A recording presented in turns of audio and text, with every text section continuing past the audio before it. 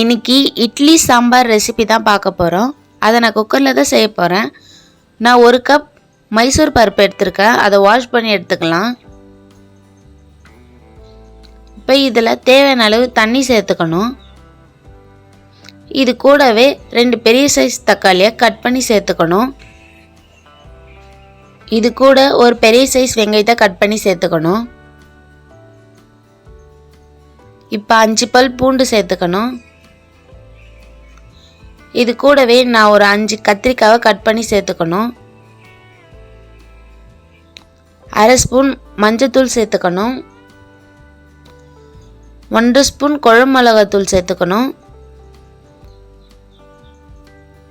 1 spoon உப்பு சேர்த்துக்கணும். இப்போ இது எல்லாத்தையும் நல்லா மிக்ஸ் பண்ணிவிட்டு குக்கரை மூடி போட்டுடலாம்.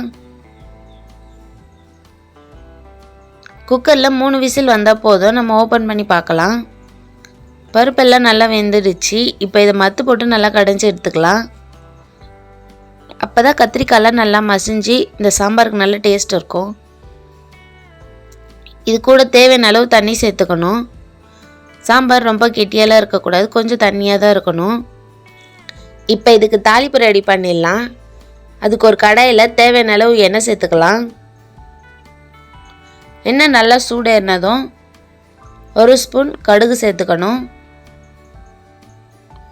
கடுகு நல்லா பொரிஞ்சு வந்ததும் 10 சின்ன வெங்காயம் சேர்த்துக்கலாம்.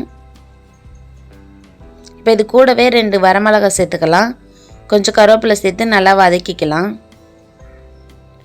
வெங்காயம் நல்லா கலர் மாதிரி வரணும். கொஞ்சமாக இதில் உப்பு சேர்த்துக்கலாம்.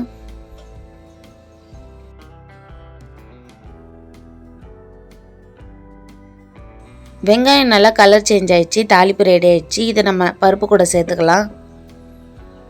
பருப்பு கூட சேர்த்துட்டு நல்லா மிக்ஸ் பண்ணி விட்டுடலாம்.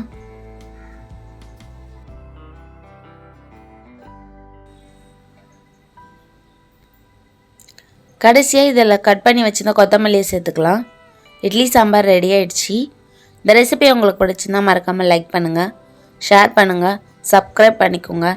தேங்க்யூ ஃபார் வாட்சிங்.